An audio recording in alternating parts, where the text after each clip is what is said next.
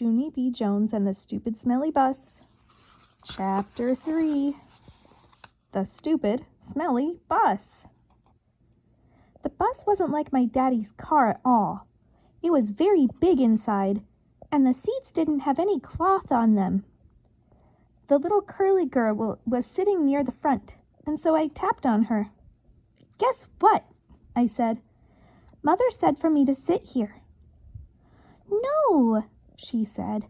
"I'm saving this seat for my best friend, Mary Ruth Marble." Then she put her little white purse on the place where I was going to sit. And so I made a face at her. "Hurry up and find a seat, young lady," said Mr. Wu. And so I quick sat down across from the curly mean girl, and Mr. Wu shut the door. It wasn't a regular kind of door, though. It folded in half, and when it closed, it made a whooshy sound. I don't like that kind of door.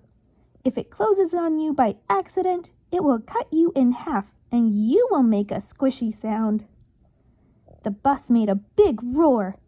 Then a big puff of black, smelly smoke came out the back end of it. It's called bus breath, I think. Mr. Wu drove for a while. Then the brakes made that loud, screechy noise again. I covered my ears so it couldn't get inside my head. 'Cause if loud, screechy noises get inside your head, you have to take an aspirin. I saw that on a TV commercial. Then the bus door opened again, and a dad and a boy with a grouchy face got on. The dad smiled. Then he plopped the grouchy boy right next to me. "This is Jim," he said. "I'm afraid Jim isn't too happy this afternoon." The dad kissed the boy goodbye, but the boy wiped it off his cheek. Jim had on a backpack. It was blue. I love backpacks. I wish I had one of my very own. One time I found a red one in a trash can, but it had a little bit of gushy on it, and Mother said no. Jim's backpack had lots of zippers. I touched each one of them. 1, 2, 3, 4, I counted. Then I unzipped one. "Hey, don't!" yelled Jim. He zipped it right up again. Then he moved to the seat in front of me. I hate that Jim. After that, the bus kept stopping and starting, and lots of kids kept getting on.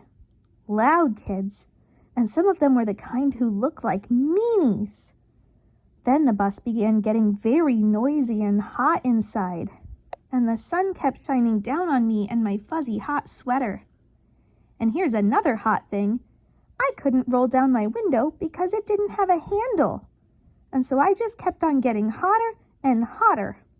And it smelled in the bus, too. The bus smelled like an egg salad sandwich. "I want to get off of here," I said right out loud. But nobody heard me.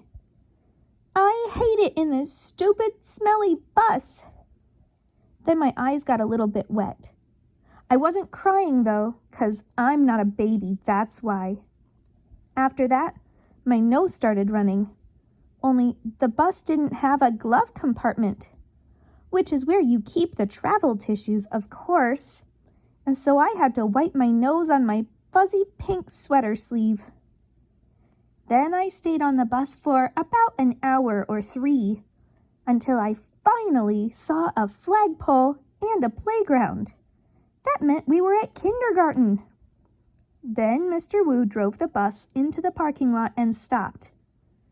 I jumped up very fast, 'cause all I wanted to do was get off that stupid, smelly thing. Only guess what? That Jim pushed right in front of me. And the curly mean girl did too. And then people started squishing me real tight. And so I pushed them away, and they pushed me right back. That's when I fell down, and a big foot stepped on my skirt that looks like velvet. "Stop it!" I yelled. Then Mr. Wu hollered, "Hey, hey, hey!" And he picked me up and helped me off the bus. Mrs. was waiting for me just like my mother said. "Hi, I'm glad to see you," she called. Then I ran over to her and I showed her the big footprint on my skirt that looks like velvet. "Yeah, only look what happened. I got stepped on and so now I'm soiled." Mrs. brushed it. "Don't worry, Junie," she said. "It'll come off." After that, I just folded my arms and made a frown. 'Cause guess what? She forgot my B again.